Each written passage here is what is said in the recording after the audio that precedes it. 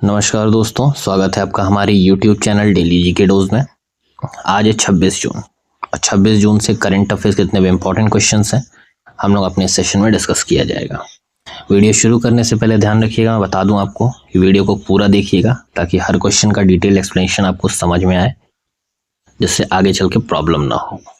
सिर्फ one liner जान लेना कोई ज़्यादा यूज़ नहीं रहेगा, क्योंकि एग्ज़ाम में कॉम्पिटिशन अब ज़्यादा है और ज़्यादा कंपटीशन की वजह से क्वेश्चन को थोड़ा ट्रिकी हो सकता है कि उसका लेवल बढ़ाने के लिए ज़्यादा ट्रिकी कर दिया जाता है। तो उस चीज़ के लिए आपको एक्सप्लेनेशन देखना काफ़ी ज़रूरी है और बाकी देखा जाएगा।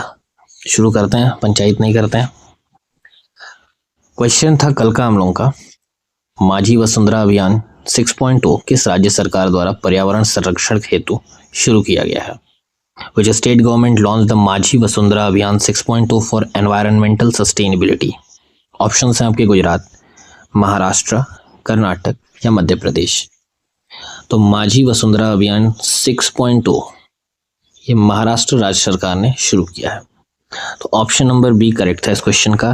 वैसे किसी का भी आंसर नहीं आया था, तो ऐसा ना करते हुए आप लोग आंसर दीजिए, तभी समझ में आएगा कि हाँ आप लोगों को भी अच्छा लगेगा कि आप लोग पढ़ रहे हैं या पता है आपको, नहीं तो बाकी भोले बाबा देखेंगे ही। पहला क्वेश्चन है, 48वीं प्रगति बैठक की अध्यक्षता किसने की? Who chaired the 48th Pragati meeting?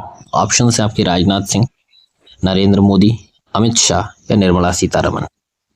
तो 48th प्रगति मीटिंग की जो अध्यक्षता है वो हमारे प्रधानमंत्री माननीय श्री नरेंद्र मोदी जी ने अध्यक्षता की है इस मीटिंग की। तो ऑप्शन नंबर बी करेक्ट है इस क्वेश्चन का। प्रधानमंत्री मोदी जी ने 48वीं प्रगति बैठक की अध्यक्षता की।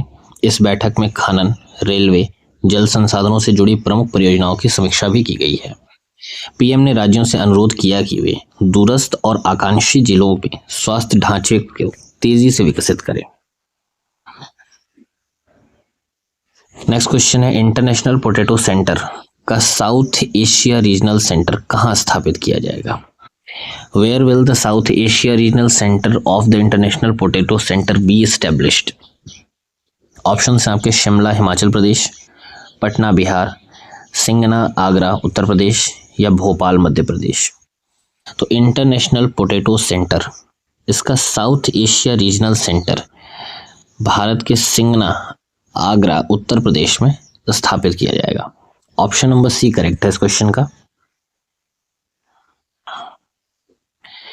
केंद्रीय मंत्रिमंडल ने सिंगना आगरा उत्तर प्रदेश में सीआईपी का साउथ एशिया रीजनल सेंटर स्थापित करने को मंजूरी दी है। इसका उद्देश्य खाद्य एवं पोषण सुरक्षा, किसानों की आय और रोजगार सृजन को बढ़ाना है। यहाँ विकसित जलवायु प्रतिरोधी आलू व शकरकंद की किस्में भारत सहित पूरे दक्षिण एशिया में कृषि विकास को बढ़ावा देंगी। नेक्स्ट क्वेश्चन है, हाल ही में किस मंत्री ने पीएलआई योजना पर समीक्षा बैठक की अध्यक्षता की है? Who recently chaired the review meeting on the PLI scheme? अब पीएलआई क्या है? तो पीएलआई है आपका पोस्टल लाइफ इंश्योरेंस। तो इस योजना पर समीक्षा बैठक की अध्यक्षता किसने की है? ऑप्शन है आपके नितिन गडकरी, धर्मेंद्र प्रधान, पीयूष गोयल या निर्मला सीतारमन। तो हाल ही में पीयूष गोयल जी ने पीएलआई योजना पर समीक्षा बैठक की अध्यक्षता की। तो ऑप्शन नंबर सी करेक्ट है इस क्वेश्चन का। एक केंद्रीय वाणिज्य और उद्योग मंत्री श्री पीयूष गोयल ने पीएलआई योजना की समीक्षा बैठक की है, इसकी अध्यक्षता की है। उन्होंने आत्मनिर्भरता, गुणवत्ता आधारित कौशल और बुनियादी ढांचे की बाधाएं दूर करने पर बल दिया। योजना से अब तक 1.76 लाख करोड़ का निवेश और 12 लाख से अधिक रोजगार सृजन हो चुका है। अगला सवाल, ये क्वेश्चन बड़ा इंपॉर्टेंट बनेगा जो आरओ के कैंडिडेट्स हैं। उत्तर प्रदेश के किस जिले में 417 करोड़ की लागत से इलेक्ट्रॉनिक विनिर्माण क्लस्टर यानी कि EMC 2.0 की स्थापना को मंजूरी दी गई है? In which district of Uttar Pradesh has ₹417 crore electronic manufacturing cluster EMC 2.0 been approved? Option है आपके लखनऊ, कानपुर, वाराणसी या गौतम बुद्ध नगर। तो उत्तर प्रदेश का वो जिला जहां पर 417 करोड़ की लागत से इलेक्ट्रॉनिक विनिर्माण क्लस्टर की स्थापना को मंजूरी दी गई है वो है आपका गौतम बुद्ध नगर, यानी कि ऑप्शन नंबर डी करेक्ट है इस क्वेश्चन का। ध्यान रखिएगा, इंपॉर्टेंट बनेगा जो भी अभी एग्जाम होने वाले हैं, चाहे वो 29 तारीख वाला एग्जाम हो या फिर आरओ का हो। यूपी के लिए बड़ा इंपॉर्टेंट क्वेश्चन है। 29 वाला तो नहीं हो सकता क्योंकि उसका तो पेपर बन चुका होगा, आरओ के लिए सही है। केंद्र सरकार ने एमसी 2.0 को गौतम बुद्ध नगर में 417 करोड़ रुपए की लागत से स्थापित करने को मंजूरी दी है। इसे यमुना एक्सप्रेसवे औद्योगिक विकास प्राधिकरण यीडा द्वारा 200 एकड़ में विकसित किया जाएगा। इस परियोजना से 15,000 रोजगार और 2500 करोड़ का निवेश आने की संभावना है। ध्यान रखिएगा, ये पूछा जा सकता है कि ये योजना किस जगह पर या किस क्या कहते हैं विकास प्राधिकरण के अंतर्गत किया जा रहा है, चाहे वो गोरखपुर वाला हो या फिर यमुना एक्सप्रेस वाला हो, जो भी हो आपको ये चीज़ ध्यान रखना है कि ये Yamuna express industrial development authority के अंतर्गत होगा। अगला सवाल है, नीरज चोपड़ा ने ओस्त्रावा गोल्डन स्पाइक 25 2025 में भाला फेंक का खिताब कितनी दूरी के थ्रो से जीता है? मतलब कुल मिला के यहाँ दो चीज़ें इंपॉर्टेंट है। पहला, नीरज चोपड़ा जी ओस्त्रावा गोल्डन स्पाइक 2025 जीते हैं और इसमें कितनी दूरी, मतलब इनका जो थ्रो था वो कितने डिस्टेंस का था। तो ऑप्शन है आपके 85.29 मीटर, 84.10 मीटर, 87.23 मीटर या 86.88 मीटर।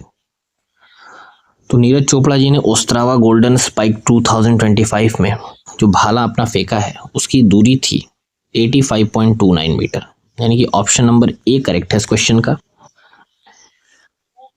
नीरज चोपड़ा ने चेक रिपब्लिक में आयोजित ओस्त्रावा गोल्डन स्पाइक 2025 में 85.29 मीटर थ्रो कर खिताब जीता है। यह उनकी एक सप्ताह में दूसरी बड़ी जीत है। अरे पौने से बढ़ जाता। यह उनकी एक सप्ताह में दूसरी बड़ी जीत है, क्योंकि इससे पहले उन्होंने पेरिस डायमंड लीग भी जीता है। ध्यान रखिएगा, नीरज चोपड़ा भी काफ़ी इंपॉर्टेंट होने वाले हैं हर एग्ज़ाम के लिए। ध्यान से जाइएगा, इनका कहाँ पे इन्होंने जीता है अभी और कितने मीटर का थ्रो किया है, चाहे वो पेरिस डायमंड लीग हो या फिर ओस्त्रावा गोल्डन स्पाइक 2025 हो, ना मज़ा ले लेगा एग्जामिनर। वे कोच जॉन जेलेज़नी की देखरेख में 2025 सीजन खेल रहे हैं। अगला सवाल, भारत के किस राज्य में SMR तकनीक पर आधारित पहला न्यूक्लियर पावर प्लांट स्थापित किया जाएगा? Most important question of this session, आज के लिए सबसे important. In which Indian state will the first SMR based nuclear power plant, first nuclear power plant जो SMR बेस्ड यानी कि स्मॉल मॉड्यूलर रिएक्टर, ये कहाँ सेटअप किया जा रहा है? ऑप्शन है आपके महाराष्ट्र, गुजरात, राजस्थान या बिहार। तो करेक्ट आंसर हो जाएगा आपका ऑप्शन नंबर डी, बिहार। तो ये जो है हमारा करेक्ट आंसर है। केंद्रीय ऊर्जा मंत्री मनोहर लाल खट्टर ने 25 जून 2025 को बिहार में SMR तकनीक पर आधारित पहला न्यूक्लियर पावर प्लांट स्थापित करने की घोषणा की है। यह 20,000 करोड़ की न्यूक्लियर एनर्जी मिशन योजना के तहत है। तो याद रखना है इसका एस्टिमेटेड कॉस्ट। और SMR स्मॉल मॉड्यूलर रिएक्टर तकनीक पारंपरिक रिएक्टर की तुलना में अधिक सुरक्षित, सस्ती और लचीली होती है। ऑर्केस्ट्रा में नाच थोड़ी कराना है कि लचीला है ये, लेकिन फिर चलो आगे देखते हैं। IWAI द्वारा असम में कहाँ रीजनल सेंटर ऑफ एक्सीलेंस स्थापित करने का निर्णय लिया गया है? Where has the IWAI approved the establishment of regional center of excellence in Assam? अब IWAI क्या है? तो ये है आपका inland waterways authority of India. इनके द्वारा असम में कहाँ पर रीजनल सेंटर ऑफ एक्सीलेंस स्थापित करने का निर्णय लिया गया है? ऑप्शन है आपके गुवाहाटी, सिलघाट, डिब्रूगढ़, बोगीबील या निमाती। तो करेक्ट आंसर हो जाएगा आपका option number C, Dibrugarh, Bogibeel. ठीक है। IWAI inland waterways authority of India की 198वीं बोर्ड बैठक में उत्तर पूर्वी भारत में IWT क्षेत्र के विकास के लिए महत्वपूर्ण फैसले लिए गए। असम में सिलघाट, विश्वनाथ घाट, गुजियान और नेमाटी में पर्यटन और कार्गो जेटी स्थापित की जाएंगी।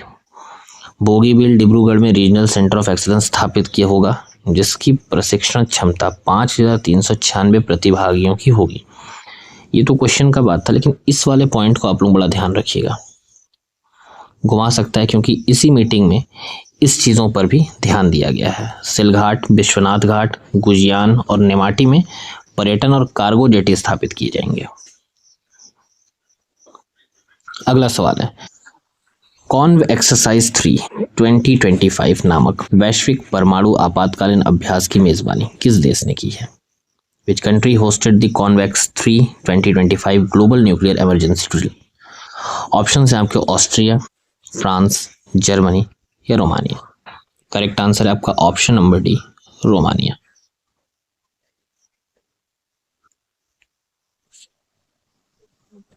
अब कॉन्वेक्स 3 2025 अब तक का सबसे बड़ा अंतर्राष्ट्रीय परमाणु आपातकालीन अभ्यास है। याद रखना है, ये सबसे बड़ा परमाणु आपातकालीन अभ्यास है, इमरजेंसी ड्रिल है। इंपॉर्टेंट रहेगा ये बात आपके लिए।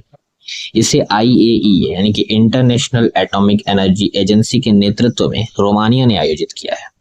यह 75 से अधिक देशों और 10 प्रमुख वैश्विक संगठनों की भागीदारी से सरनावोडा न्यूक्लियर पावर प्लांट पर आधारित 36 घंटे का अभ्यास है। ठीक है, बढ़ते हैं अगले क्वेश्चन पे। अंतरराष्ट्रीय मादक द्रव्य विरोधी दिवस, international day against drug abuse and illicit trafficking, कब मनाया जाता है?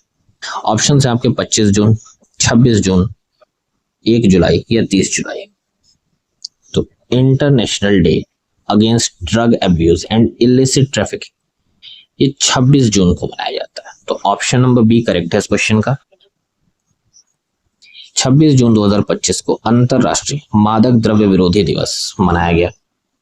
भारत सरकार ने सामाजिक न्याय और अधिकारिता मंत्रालय ने इसे जन आंदोलन बनाने के लिए नशा मुक्त भारत अभियान के अंतर्गत देश भर में कार्यक्रम आयोजित किए और अब तक 15.78 करोड़ से अधिक लोगों ने नशा मुक्ति के प्रति जागरूक किया गया है और 20,000 से अधिक मास्टर वॉलंटियर्स को प्रशिक्षित भी किया गया है।